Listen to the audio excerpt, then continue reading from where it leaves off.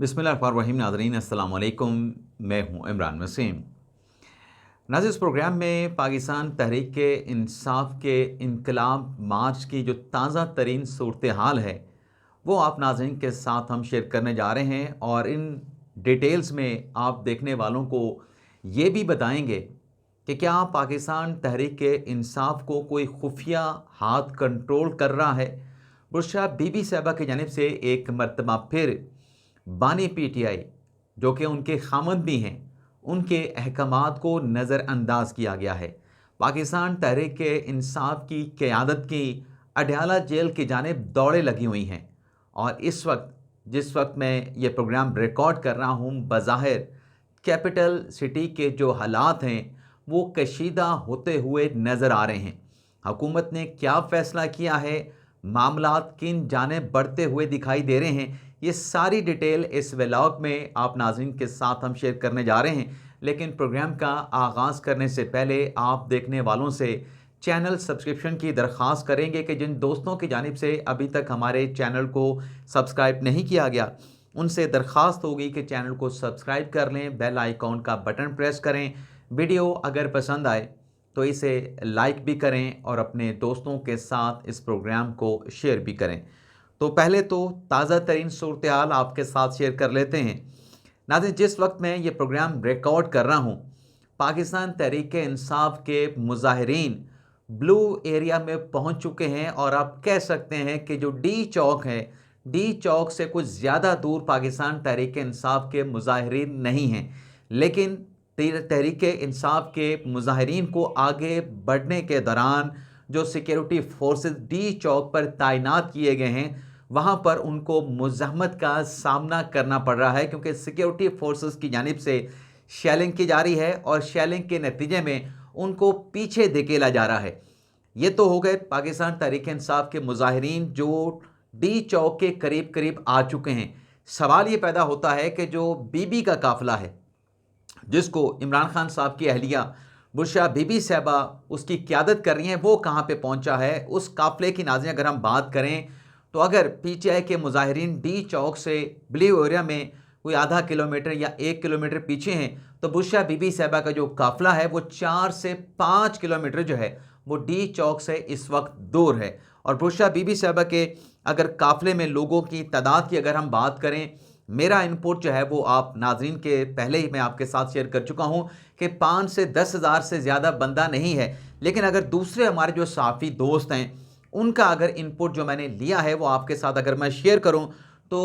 एक दोस्त हमारे ये बताते हैं कि 5,000 से ज़्यादा बंदा इस एहतजाज में नहीं है। गाड़ियां बहुत ज़्यादा हैं, और ज़्यादातर जो लोग हैं जो पीटीआई के एहतजाज में शरीक हैं, उनका ताल्लुक़ खैबर पख्तूनख्वा से है। एक का दोस्त जो है इस तादाद को 10,000 बताता है, और एक हमारा साफ़ी दोस्त जिसका जो है वो आप यूँ कहें कि झुकाव पाकिस्तान तहरीक इंसाफ की तरफ है, वो इस तादाद को मैक्सिमम अगर बता रहा है तो 20,000 तक बता रहा है। और बल्कि तो हमारे तो एक साफ़ी दोस्त ने ये भी बताया कि जब वो अपने घर से आज इस्लामाबाद के लिए निकले थे, तो पीटीआई का जो काफ़िला था उसकी जो टेल है वो G12 को टच कर रही थी, और जब पीटीआई के काफ़िले की जो टेल है वो G12 को टच कर रही थी, तो पीटीआई का जो काफ़िला था वो उस वक्त G10 के मकाम पर मौजूद था, जिसमें गाड़ियां ही गाड़ियां थीं। यानी सिर्फ 4 किलोमीटर के रास्ते पर, या 4 किलोमीटर के आप यूं कहें कि इस G12 से लेकर G10 तक जो है ये पीटीआई का काफ़िला मौजूद है, जिसमें गाड़ियों की एक बड़ी तादाद जो है वो मौजूद है। अब नाज़रीन, यहाँ पर ज़ाहिर सी बात है कि पुलिस की नफरी भी तैनात की गई है, और जैसा मैंने आपको बताया कि बुशरा बीबी साहबा का काफ़िला 4 से 5 किलोमीटर मौजूद है, तो उसको अभी भी बहुत सारी रुकावटों का सामना करना पड़ेगा। ये जो लोग ब्लू एरिया तक पहुँचे हैं, ये इस्लामाबाद के अंदरूनी रास्तों से जो है, यानी काफ़िले के आने से पहले पीटीआई के मुजाहिरीन जो है ब्लू एरिया तक इनकी रसाई हुई है, ये पहुँचे हैं। लेकिन इनको भी आगे से सिक्योरिटी फोर्सेस की जानिब से जो है वो मुज़ाहमत का और रुकावटों का जो है वो सामना करना पड़ा है। हालात जैसे मैंने कहा कि जैसे जैसे ये काफ़िला और पीटीआई के मुजाहिरीन आगे आ रहे हैं, तो हालात कशीदा होने का ख़तरा मौजूद है, और कशीदा होते हुए नज़र भी आ रहे हैं। रात की अगर हम बात करें, जैसा कि आखिरी व्लॉग में हमने आपके साथ अपडेट शेयर की थी कि रेंजर के जवान शहीद हुए थे। रेंजर के नाते जो जवान शहीद हुए, उन जवानों के हवाले से ये इतला सामने आई है कि इस्लामाबाद पुलिस की जानिब से जो ड्राइवर था, जो गाड़ी थी, जिसके नीचे ये पुलिस के जवान जो है, रेंजर के जवान जो है वो शहीद हुए हैं, उस गाड़ी के ड्राइवर को, हाशिम उसका नाम बताया जा रहा है, उसको गिरफ्तारी की इतलात जो है वो सामने आ रही हैं और कहा जा रहा है कि हाशिम नामी ड्राइवर को जो है वो मारगला थाने जो है वो मुंतकिल कर दिया गया है। लेकिन आज ये जो बुशरा बीबी साहबा इस काफिले की क़यादत कर रही हैं और आपको पीटीआई के जो लोग हैं इस काफिले में उस तरीके से मुतहरक नज़र नहीं आ रहे हैं। बुशरा बीबी साहबा जिनके हवाले से इमरान खान साहब ने कहा था कि वो गैर सियासी हैं, सियासत के साथ उनका कोई ताल्लुक नहीं है, तो बुशरा बीबी साहबा अब इस काफिले का जो कंटेनर है उसके ऊपर आ चुकी हैं और इमरान खान साहब के अहकामात उन्होंने नज़रअंदाज कर दिए थे कि वो सियासत में नहीं आएंगे। अब वो कंटेनर से बाज़ाब्ता तौर पे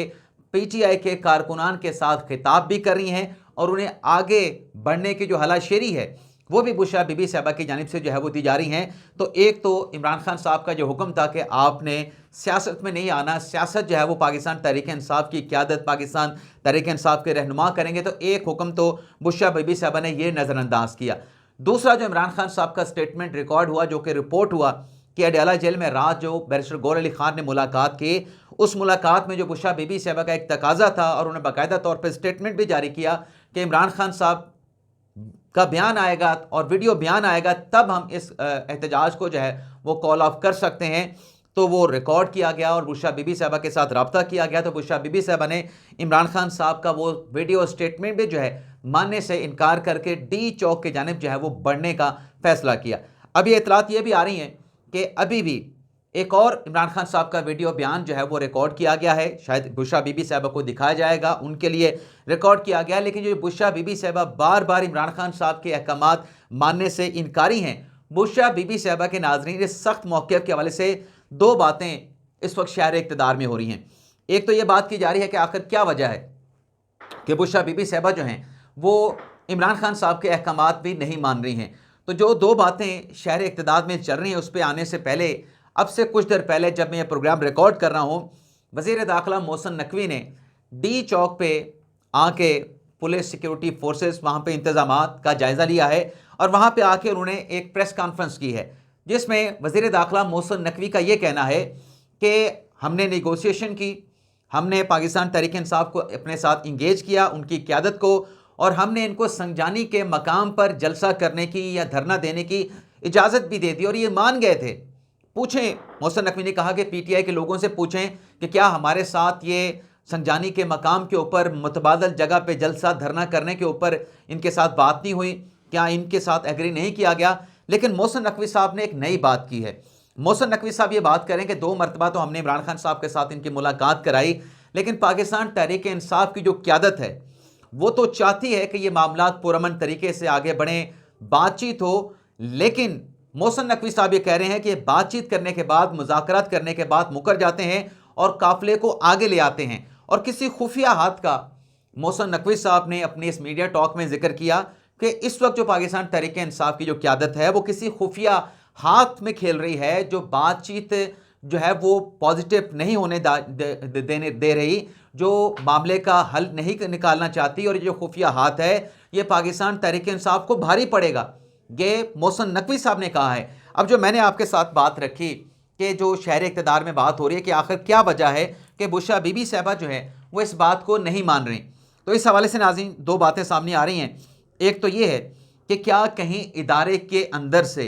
बुशरा बीबी साहबा को सपोर्ट तो हासिल नहीं, को खुफिया सपोर्ट हो और खुफिया जो है वो हाथ बुशरा बीबी साहबा को इशारे दे रहा हो और उसके कहने के ऊपर बुशरा बीबी साहबा बज़िद हैं कि हमने लाजमी डी चौक पे जाना है और अपना वहाँ पे जाके धरना देना है, एहतजाज करना है, इमरान खान साहब को रिहा कराना है। एक तो नाज़रीन इदारे के अंदर खुफिया हाथ की बात हो रही है या किसी खुफिया जो है वो ग्रुप की बात हो रही है और उसकी वजह भी कुछ उसकी तौजीहात, कुछ उसकी जवाब पेश किए जा रहे हैं। लेकिन दूसरी जो बात की जा रही है वो ये की जा रही है कि कहीं बुशरा बीबी साहबा जो हैं वो पार्टी के ऊपर कब्जा तो नहीं करना चाह रही। कल भी हमारे एक दोस्त ने बात की थी कि जो अली मीन गंडापुर साहब को, और हमने भी आपको बताया था कि बुशरा बीबी साहबा ने गंडापुर साहब को पीछे कर दिया और ख़ुद आगे आ गई हैं, तो क्या ये पार्टी के ऊपर एक कैप्चर करने का, उस पर कब्जा करने का प्लान तो नहीं। तो ये 2 बातें जो हैं वो चल रही हैं। लेकिन मोहसिन नकवी साहब ने कहा है कि हम रेड जोन का जो दिफा है उसका करेंगे, और ये भी मोहसिन नकवी साहब ने कहा है कि हमने जो आईजी इस्लामाबाद हैं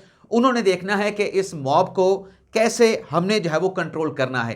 तो ये इतलात भी नाज़रीन आ रही हैं, हतमी तौर पे तो नहीं कहा जा सकता कि बेलारूस के सदर का जो दौरा है, जैसे ही बेलारूस के वज़ीर आज़म जो सदर हैं और उनका जो डेलीगेशन है पाकिस्तान के दौरे से वापस जाएगा, तो उसके बाद गैर मामूली इक़दामात जो हैं वो उठाए जाएंगे। इस मॉब के हवाले से एक्शन लिया जाएगा, क्रैकडाउन किया जाएगा, क्योंकि इतलात ये आ रही हैं कि जब तक बेलारूस के सदर मौजूद हैं इस दौरान कोई एक्शन लेना वो ग़ालिबन उसका अच्छा तासुर जो है वो नहीं जाएगा। जैसे बेलारूस के सदर और डेलीगेशन के दौरे का इख्तिताम होगा तो उसके बाद जो है फिर एक बड़ा फ़ैसला हुकूमत जो है वो लेने जा रही है, जो कि गैर मामूली नोयत का हो सकता है। और ये भी नाज़रीन बताया जा रहा है पुलिस के जवानों की तरफ से कि जो PTI के मुजाहिरीन हैं उनकी तरफ से आंसू गैस के जो शेल हैं वो इस्तेमाल करके पुलिस के ऊपर आंसू गैस के शेल जो है फेंके जा रहे हैं। तो सवाल ये पैदा होता है कि PTI के मुजाहिरीन के पास आंसू गैस के जो शेल हैं वो कहाँ से आए हैं। और इस काफ़िले में जितनी तादाद हमारे दोस्तों ने बताई है वो यही बता रहे हैं कि खैबर पख्तूनख्वा के लोग इस काफ़िले में मौजूद हैं और पंजाब बाकी इलाकों के जो लोग हैं वो इस काफ़िले में दिखाई नहीं दे रहे हैं। अब जहाँ तक बात है अब बुशरा बीबी साहबा नहीं मार रही तो तहरीक इंसाफ की क़यादत क्या कर रही है। तो अडयाला जेल में आज 3 मुकदमात हैं इमरान खान साहब के। एक तो 190 मिलियन पाउंड का मुकदमा है, दूसरा तोशाखाना 2 का मुकदमा है, तीसरा जो रावलपिंडी न्यू टाउन केस में थाने के केस में इमरान खान साहब को गिरफ्तार किया गया है। इन 3 केसेस की समाअत होनी है। वैसे तो 190 मिलियन पाउंड केस की हम बात करें तो उस केस की समाअत 28 नवंबर तक मुलतवी कर दी गई है। बुशरा बीबी साहबा के अरेस्ट वारंट जो है वो अपनी जगह पे मौजूद हैं, यानी उनको गिरफ्तार पुलिस कर सकती है, अदालत के ऑर्डर पुलिस के पास मौजूद हैं। और जो तोशाखाना 2 केस है उसकी समाअत को 29 नवंबर तक मुलतवी कर दिया गया है। लेकिन जो इमरान खान साहब के खिलाफ तीसरा जो केस है जिसमें इमरान खान साहब का 5 दिन का जिस्मानी रिमांड दिया गया था, उसमें आज ATC अदालत के जो जज हैं अमजद अली शाह साहब, उस अदालत में जो है इमरान खान साहब को 5 दिन के जिस्मानी रिमांड के बाद पेश किया जाएगा। और वहाँ पर देखना होगा कि क्या इमरान खान साहब का मज़ीद जिस्मानी रिमांड दिया जाता है या इमरान खान साहब को जुडिशल किया जाता है। अगर इमरान खान साहब को जुडिशल किया जाता है तो इमरान खान साहब की ज़मानत की दरख्वास्त जो है वो अदालत में आ सकती है। इमरान खान साहब की ज़मानत का जो है वो केस लग के उसके ऊपर कोई फ़ैसला भी अदालत करेगी। यानी इमरान खान साहब की रिहाई का इम्कान अपनी जगह पे, जहां इमरान खान साहब की रिहाई का इम्कान है इस केस में जिसमें इमरान खान साहब की गिरफ्तारी है, वहीं बुशरा बीबी साहबा की गिरफ्तारी का इम्कान भी अपनी जगह पे मौजूद है। अब यह जो नाज़रीन चीज़ें चल रही हैं, आपको बताएं कि जो इस्लामाबाद हाई कोर्ट का ऑर्डर है उस पर इंतज़ामिया ने यह फैसला किया है कि इस्लामाबाद हाई कोर्ट से हम रजू करेंगे। इस्लामाबाद हाई कोर्ट का जो फैसला है जिसमें कहा गया था कि आप इनके साथ मुज़ाकरात करें, इनको इंगेज करें, तो इस्लामाबाद हाई कोर्ट को भी बताया जाएगा कि अदालती अहकामात के बावजूद भी पाकिस्तान तहरीक इंसाफ की क़यादत के साथ रब्ता किया गया, उनको मतबादल जगह देने की ऑफ़र की गई, लेकिन पाकिस्तान तहरीक इंसाफ की क़यादत ने उस मतबादल जगह पर जाकर एहतजाज या धरना जो है वो देने से इनकार कर दिया है। तो ये नाज़रीन ये जो डिटेल आपके साथ हमने शेयर की हैं ये हैं पाकिस्तान तहरीक इंसाफ के इनकलाबी मार्च के हवाले से। अगर हम आईनी बेंच की बात करें तो मुख्तसर डिटेल जो आपके साथ हमने शेयर करनी है, एक तो नाज़रीन पनामा बेंच के हवाले से डिटेल आपके साथ हमने शेयर करनी है, पनामा नहीं आईनी बेंच के हवाले से, जिसमें आज पनामा स्कैंडल के हवाले से जमात इस्लामी की जो दरख्वास्त है उस पर समाअत हुई है। और आज की समाअत जैसे अमीनुद्दीन खान साहब की सरबराही में 5 रुकनी लाजर बेंच ने की है। और आज की इस हेयरिंग में जमात इस्लामी के जो वकील थे उनकी जानिब से अदालत से ये दरख्वास्त की गई कि जिस तरीके से नवाज शरीफ के ख़िलाफ़ सुप्रीम कोर्ट ने तहकीकात करने के लिए JIT बनाई थी और वो JIT की रिपोर्ट आई थी तो नवाज शरीफ को डिस्क्वालीफाई होना पड़ा था। जमात इस्लामी के वकील की जानिब से कहा गया कि इस